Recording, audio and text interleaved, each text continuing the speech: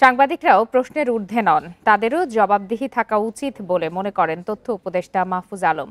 আর গণমাধ্যম সংস্কার কমিশনের প্রধান কামাল আহমেদ বলেন, ন্যায্য পারিশ্রমিক ও নীতিগত সহায়তা ছাড়া গণমাধ্যমের স্বাধীনতা নিশ্চিত করা সম্ভব নয়। ধানমন্ডিতে মুক্ত গণমাধ্যম দিবসের আলোচনায় তারা এসব কথা বলেন। বিশ্ব মুক্ত গণমাধ্যম দিবস উপলক্ষে এ সেমিনার, যেখানে রাজনৈতিক পট পরিবর্তনের আগে পরের গণমাধ্যমের নানা দিক উঠে আসে। নিজেদের সমস্যা ও সীমাবদ্ধতার কথা তুলে ধরেন সংবাদকর্মী ও গণমাধ্যম মালিকরা। ডিজিটাল অ্যাক্টে কেন জেলখানা জীবন দিতে হবে? মুশতাক আহমেদের মতো লোককে কেন জীবন দিতে হয়েছে? কি অপরাধ ছিল মুশতাক সাহেবের? এই কথা নিয়ে কেউ কখনো কথা বলেছি? কথা বলার মতন কারো অবস্থা ছিল না।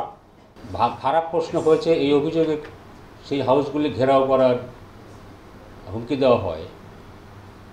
যদি গরু জবাইয়ের হাত থেকে বাঁচার জন্য মিডিয়া হাউসের সামনে আর্মি আর পুলিশ মোতায়েন করতে হয়, তাহলে কিভাবে সাংবাদিকতা হবে? সেমিনারে তথ্য উপদেষ্টা মন্তব্য করেন, বিগত সরকারের আমলে গণমাধ্যমকে রাজনৈতিক উদ্দেশ্যে ব্যবহার করা হয়েছে, যে জন্য প্রতিষ্ঠান নীতি নির্ধারকরাও প্রশ্নের ঊর্ধ্বে নয়।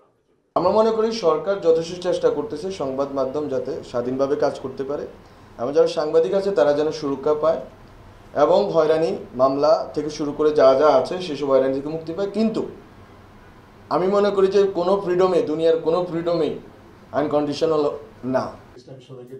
এ সময় সংস্কার কমিশনের প্রধান জানান, আর্থিক নিরাপত্তায় আপোষ করতে বাধ্য হন সাংবাদিকরা। তাদের বিরুদ্ধে এখনো মিথ্যা মামলা হচ্ছে। আমাদের পেশার লোকেরা বাইরেও প্রশাসনের কর্মকর্তারাও বলেছেন যে সাংবাদিকদের বেতন ভাতার ব্যাপারটা আপনারা একটু দেখেন, এটা ঠিক না করলে সমস্যার সমাধান হবে না।